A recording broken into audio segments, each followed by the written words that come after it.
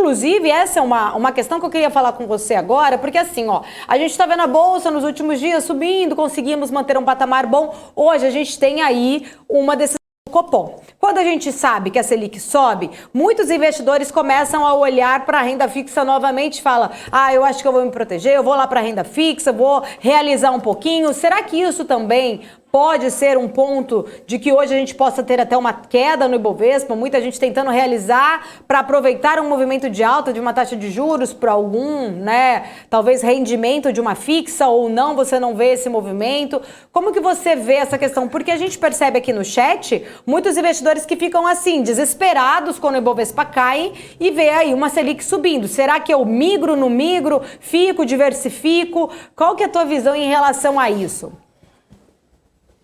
Então, com relação ao primeiro ponto, a Selic, né? Hoje as apostas são 100%, são majoritárias que o Robertinho, né, vai subir 1,5% a Selic. 1,5%. Por quê? Porque os números que saíram de PIB, né, o Boletim Focus, números ligados a índices industriais, etc., saíram todos muito ruins. Então, o aumento de Selic, né, a política monetária, né, a expectativa de aumento de juros dos Estados Unidos é para quê? É para arrefecer o mercado justamente quando ele está superaquecido e gerando inflação. O nosso caso, e não é só o nosso caso, o nosso pode ser pior por questões fiscais graves e questões políticas, né? Fiscais que eu digo, não estou nem falando de... O pessoal fica tentando falar, mas a relação dívida-PIB diminuiu. Ok, mas quando você fala de ancoragem com relação a expectativas de controle fiscal, de controle de custos, isso foi tudo jogado fora nos últimos meses, né?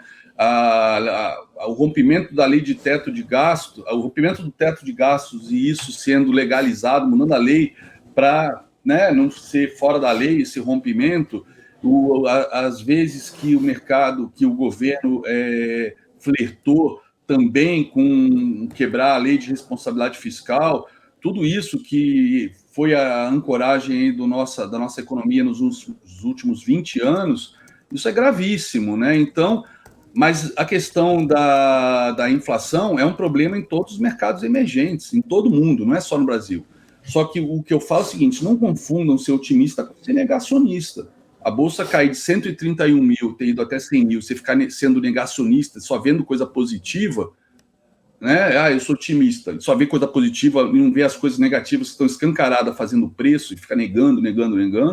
Desculpa, isso é um amadorismo atroz, sem contar o prejuízo que todo mundo toma. E a pior coisa é vender posição em fundo, né? É sucumbir depois de 5 meses de frustração e de dor, quando a dor é insuportável, zerar a posição. Então, o pessoal comprando bolsa no 125 mil, 130 mil, achando que ia para 150, e depois zerando no 100 mil, porque achando que vai agora para 80. Cara, infelizmente, inclusive, isso é padrão, né? 90% das pessoas fazem isso há décadas e vão continuar fazendo isso nas próximas décadas. O Daniel Kahneman ganhou Nobel mostrando isso. 30 anos estudando e mostrando que as pessoas fazem isso. Ganham muito pouco e perdem sempre muito. E é o que eu estou vendo aí nos fóruns de discussões de investidores, de traders, há 5 meses. Né? O pessoal negando, fazendo preço médio toda hora, o tempo todo. Caiu, comprou e vai caindo, vai comprando até que acaba o caixa, né? Saindo de bons papéis, né? Que caíram um pouco, ou não caíram, para comprar mais os que caíram muito, para ver se recupera mais rápido, porque acha que se está caindo muito vai subir, não faz valuation, não usa Excel, quer dizer, ou seja, quem não faz conta vai perder dinheiro, né? Vai dar dinheiro para quem faz conta, que é o que está acontecendo há 5 meses. Mas com relação a relação à Selic, eu acho que está plenamente precificada. Essa recuperação que a gente teve, né, tem a ver também com a recuperação do mercado americano, e a gente vai olhar já, depois do alívio aí da Omicron, tem a ver também com a aprovação da PEC, inclusive ontem, né, ontem o Arthur Lira e o Pacheco entraram em acordo, né, mas isso tudo, né, a parte de Selic, eu acho que fez preço, acho que o Banco Central vai vir com 1,5, vamos ver se ele vai telegrafar, né, que é 1,5 na próxima reunião também, né? O Ilan Goldfein falou muito bem ontem que 1,5 é uma alta forte em qualquer lugar do mundo, então sucumbir à pressão do mercado para 2% é perder o equilíbrio, né? O Banco Central tem que ser sereno, não pode entrar na histeria do mercado, tá? Mas também o próprio mercado já está vendo que, pô, os números estão tão ruins na parte da economia real, o PIB, né, deteriorando a cada boletim Focus, que o próprio cenário já vai ajudar a corrigir um pouco a inflação, né, a reduzir a inflação. Agora, uma das coisas que também ajudou, e nesse cenário de mercado não enxergar mais 2% agora na decisão de hoje, é a porrada que o petróleo deu para baixo. O petróleo foi o maior vilão, na minha opinião, da inflação, porque num país que é tudo transportado por rodovias, né, o petróleo e o dólar, a alta que ele teve nos últimos meses, impactou diretamente em alimentos e uma série de índices da inflação. Então, a queda do petróleo de novembro de 20%, pô, é ótima para ajudar a segurar um pouco. O problema é que a inflação de 2022, o próprio Roberto Campos Neto e outros dirigentes do Copom, do Banco Central, já deram a entender que já estão abrindo mão de tentar ancorar, que já estourou o teto da meta, né, os 5%. Eles vão tentar fazer um trabalho aí de contenção de danos para, em 2 anos, botar a inflação na meta, não mais ano que vem, como era dito até pouco tempo atrás, né? Ou seja, mostrando que o Banco Central continua correndo atrás da curva e continua sem conseguir ancorar as expectativas. Então, eu acho até uma decisão 100% sensata, do tipo, não tentar brigar com a inflação, no sentido de tentar puxar na marra para a meta de 2022, né, ainda mais com o ano eleitoral, etc., e tentar trabalhar para 2023, 2024 a gente chegar lá, né? Botar a inflação sob controle de novo na meta, que é mais ou menos, até o que Ilan Goldfein falou ontem, que é mais ou menos 2 anos aí para botar a inflação de novo na meta. Então, 2022 parece que já está morto, né? E pela alta que a gente está vendo nos últimos dias, o mercado meio que também já aceitou isso, ou seja, o mercado tem essa capacidade de fazer conta, isso é fazer conta, e calcular o valor das empresas, das ações, nos próximos 5 anos. Fluxo de caixa descontado, valuation, a gente faz isso, 5 anos, né? A gente não está olhando para trás, não interessa o lucro do mês passado, do trimestre passado, o que interessa é, esse lucro vai se manter no próximo trimestre? Não só no próximo trimestre, mas nos próximos anos, o crescimento vai ser sustentável. Então, isso que interessa. Então, o mercado, eu acho que ele está agora tranquilo, tá? Com possibilidade de continuar subindo, porém, é aquilo que eu falo sempre, temos que combinar com quem? Com os russos, né? Que nesse caso são os americanos, a Bolsa Americana. E aí é o que eu vou mostrar para vocês agora, né? O Ibov ontem, né, ficou muito feio, muito feio, muito feio. Eu vou dizer por quê. E aí vocês falam, pô, tá vendo, é pessimista. Não, porra, eu tô olhando o gráfico. Por isso que eu falo, não vou nem entrar no macro agora, não vou falar, eu vou olhar gráfico. Para quem é grafista, pingo no i é letra, pô, é letra. Às vezes é o alfabeto inteiro. Eu fiz essa projeção do Ibov na segunda-feira. Por quê? Porque rompeu o topo. Já projetei, tá lá gravado. No meu programa eu falei, cara, tem alvo em 110. Deixa eu botar os óculos, que esses números são tão pequenininhos. Puta, pior que esses números com óculos eu enxergo direito. Meu Deus. Ficar velho é um problema sério, né? Deixa eu ver. E pior, nem isso. Nem eu. Eu não me sinto velha e não estou enxergando nada. Eu vou te falar que, olha, de onde eu estou, não estou enxergando o meu retorno aqui na frente. Você não está sozinho. Né? Você não está velho. Senão eu falo números errados. É a letra que é muito pequena. Mas, ó, eu botei alvo em 110, 310, primeiro alvo. Segundo alvo, 112, 730. E o último alvo, 116, 635. Por que eu fiz esses alvos? Porque ele rompeu esse topo aqui. Então, ó, eu projeto esta perna para baixo, eu projeto para cima. Então, eu tenho aqui o primeiro alvo, eu tenho aqui o segundo alvo, e eu tenho aqui o terceiro alvo, que, inclusive, é a primeira retração que segurou o Ibov na queda, tá? São as 3 retrações que vêm da onde? Essas 3 retrações, ó. Essas 3 retrações vêm do rally de 93 mil para 131 mil. Ó, segurou na primeira retração, subiu e perdeu. Segurou na segunda retração, testou a primeira, fez pullback e caiu e perdeu e foi na terceira. E aí ficou aqui nessa bandeira, justamente numa retração mais importante para mim, para quem opera dólar, para quem opera índice e índices geral, não é só o Ibov, né, índice futuro e também SP, Nasdaq, etc., que é a retração de 50%, tá? Então, ó, aqui, ó, foi a retração de 50%, aí fez essa bandeira, foi para cima, foi para baixo, até que perdeu a bandeira, né? Tinha segurado aqui no 61 e rompeu 61. E aí, olha só, a gente acompanhou isso aqui nos programas das quartas-feiras, ele cravou o primeiro alvo para baixo, ou seja, esta perna de alta dessa bandeirinha, né, que era um padrão de simples correção, e aqui eu fiquei otimista. No dia que rompeu esse topo aqui, eu falei, pô, pivô de alta. Vamos, né? No dia seguinte, deixou esse padrão aqui, não está confirmando, mas mesmo assim, com essa sombra, né, ele pode ter violado esse topo, mas voltou para cima, pode até ser um giftzinho para amanhã romper e aí buscar os alvos do pivô. Não foi o que aconteceu, perdeu, e aí quando perdeu isso aqui durante o intraday, eu falei, bicho, isso aqui é bandeira mesmo de baixa, né? Aí eu aproveitei esse topo aqui, liguei com esse fundo, copiei para botar aqui embaixo. Quando eu vi que caiu certinho uma paralela nesses 2 fundos, falei, a bandeira de baixo. E dito e feito, 3 dias depois confirmou a perda da bandeira. E aí, ó, a bandeira esse movimento de alta com fio projetado para baixo, aqui primeiro alvo, aqui segundo alvo. Ó, primeiro alvo veio, aí depois veio fazer o pullback nesse fundo, só que aí eu até comentei, durante o pregão comentei, ele pode parar aqui neste fundo, que é a retração super importante 61,8, ou pode me fazer pullback na própria bandeira. E aí ele veio fazer o pullback na bandeira aqui, ó. E aí voltou a cair, e aí foi no segundo alvo. E aí ele veio para fazer um pullback agora sim no 61,8, tá? Na retração, e caiu para buscar o segundo alvo.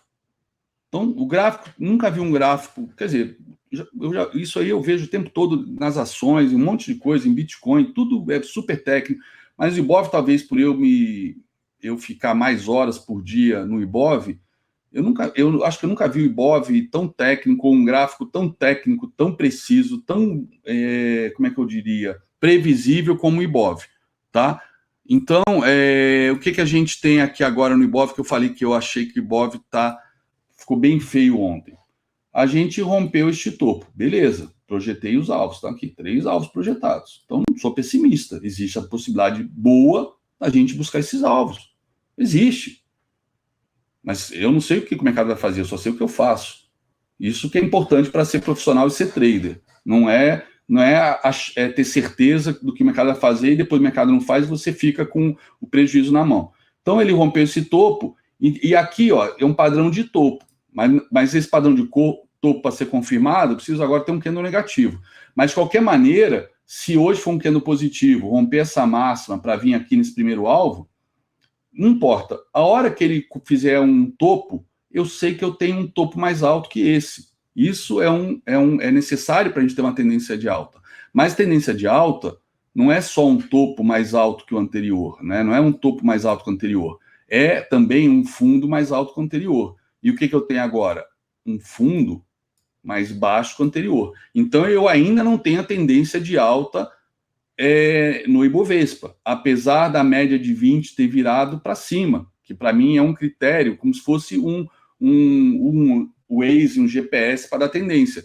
Mas aqui, ó, virou para cima, e apesar de ter rompido este topo, este candle aqui, a gente não teve a confirmação. Não tivemos a confirmação. E aí, o que me preocupa com o fechamento de ontem? É que a gente teve essa baita sombra aqui, exatamente aonde? Novamente, no mesmo lugar, ó, retração de 61,8. E aonde fechou, né? Aonde violou, rompeu e voltou sem fechar acima? Na retração de 50 de toda esta queda aqui, né? Que é a retração de 50, inclusive porque foi precisamente no alvo de 100%. Então, se foi no alvo de 100%, volta a metade, né? 50%. Então, ó, isso aqui me preocupou muito. E outra coisa, esse candle que rompeu este topo, ó, volume muito baixo para um candle de rompimento de resistência. Todo topo é resistência e o volume foi baixo. O volume ontem foi maior, mas também não foi lá essas coisas, e ó, uma baita de uma sombra, até maior que o corpo. E agora fazendo a correlação com os outros mercados. SP subiu mais de 2% ontem. Nasdaq subiu mais de 3% ontem. E a gente sobe 0,65%. Ah, quarto dia de alta, show de bola. 0,65 de alta, ok. Mas, pô, vamos olhar o geral, né? SP subiu quanto? 2%. Era para a gente ter subido 3%. Ainda mais depois de tanta queda, tanto desconto, né? E outra coisa aqui que a gente pode mostrar também. Ele fez a máxima de ontem aqui, ó. Olha só, exatamente no mesmo lugar desse topo aqui, ou seja, a violação, né, dessa retração de 61,8 azul, né, foi até esse ponto aqui, depois voltou. Ontem violamos 61,8 de novo e foi até o mesmo ponto e voltou. Então, apesar de eu falar que o gráfico é extremamente previsível, o gráfico do Ibovespa, e é mesmo, nesse momento agora, no dia de hoje, né, dia 8 de dezembro, eu não tenho a mínima ideia para que lado vai. Porque ele pode, baseado no gráfico, então não vou entrar no mérito de macro, de nada, ele pode, baseado no gráfico, ele pode tanto ir lá buscar os alvos de FIBO, primeiro, segundo ou terceiro, quanto ele pode, né, perder esse fundo e vir buscar de novo o segundo alvo. E neste caso, como ele vem fazendo exatamente isso, né, primeiro alvo, pullback, segundo alvo, outro pullback, ele pode ir no terceiro alvo também, perder esse fundo no terceiro alvo. Pô, você é muito pessimista? Não estou sendo pessimista, eu estou lendo o gráfico. Agora sim, eu estou lendo o gráfico, né? Estou simplesmente lendo o gráfico. Não tem nada de pessimismo aqui, tá? Ele pode vir buscar o terceiro alvo, que é 95 mil. Mas, para realmente comprovar que eu não sou pessimista, anteontem, eu abri a possibilidade dele ir a 116. Ele vai lá? Não sei. Depende agora de uma série de variáveis, e principalmente essa aqui, ó. Essa aqui, ó. Olha só. O SP veio novamente, depois dessa correção que ele deu nesses dias, ele em 2 dias, né? Em 2 dias, ele veio testar novamente a região das suas máximas históricas, alvo de 100% dessa perna de baixa. Então, o que o SP está fazendo? Ele testou o alvo de 100%, né? Uma vez, corrigiu até o de 61, que tinha feito máxima aqui nesse dia, e depois rompeu, e aí veio para pullback, veio aqui, rompeu de 100, não conseguiu romper. E aí perdeu o fundo, né? E neste caso aqui, ele mais do que perder fundo, ele fez um pivô de baixa aqui, né? Com halt na média de 20, e foi buscar aqui um alvo de FIBO também que eu já paguei. Eu acho que foi buscar o alvo de 100% de FIBO, tá? Que é o alvo que normalmente o mercado costuma trabalhar, inclusive foi o alvo aqui de 100% desta perna de baixa também grande, tá? Então, ele foi buscar o alvo de 100% desta perna de alta aqui, ele foi buscar aqui. Então, bateu certinho, ou seja, também está bem técnico o SP500.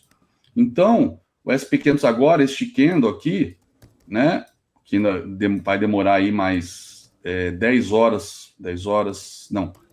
horas, 11 horas para ser fechado, né? Vai fechar às 19 horas, então vai levar mais 11 para 19, dá 8 horas. Tem mais 8 horas de pregão pela frente. Tá certa a conta? Tá. Vai ter mais 8 horas de pregão pela frente. Isso aqui pode ser o quê? Isso aqui pode ser o que a gente chama de um gift de pré-rompimento, né? Onde ele fica se ele fechar com esse tamanho, ele pode sinalizar o rompimento da máxima amanhã, tá? E aí, neste caso, o alvo seria, ó, o terceiro alvo de FIBO desta perna de baixa, o alvo seria 4.853, ou 52,75, tá? Por outro lado, como o mercado ainda não acabou, né, ele fez a máxima certinho aqui, nesse topo, né, nesse FIBO. Se ele cair mais forte, né, principalmente se ele cair a ponto de, pelo menos, voltar metade deste corpo aqui, metade deste corpo aqui, a gente tem um padrão de candlestick, se fechar abaixo dessa linha branca aproximadamente, a gente tem um padrão de candlestick, mesmo com a média tendo virada para cima, né? Mas nessa região de topo aqui, a gente vai deixar um padrão chamado nuvens negras, dark cloud, tempestade. Tempestade né? Não é bom, né? Então, enfim, por isso que eu falo, temos que combinar com os russos. A gente está novamente na região de máximas históricas do SP, sabendo que o tapering é uma realidade, né, indiscutível, que o Omicron, mesmo quando estava todo mundo em pânico, o Fed dizia que não estava no radar, né, e o dia que o Fed disse isso foi quando fez esse candle aqui, o Jeremy Powell, quando disse que não estava no radar, no cenário dele para a reunião do FONC de dezembro, tá? Que o cenário era a inflação. Janet Yellen falou anteontem que é importante combater a inflação, não deixar ela realmente ser permanente. Outros dirigentes do Fed, teve um que falou, acho que foi na sexta-feira, que eles passaram o ano inteiro dizendo que que a inflação era transitória e que só iriam realmente combater a inflação, usar as ferramentas do FONC, né, de política monetária para combater a inflação, quando vissem o branco dos olhos da inflação. E aí, semana passada, ele disse, não só a gente viu o branco dos olhos, como elas desembarcaram na praia, a gente tem que botar nosso exército para repelir.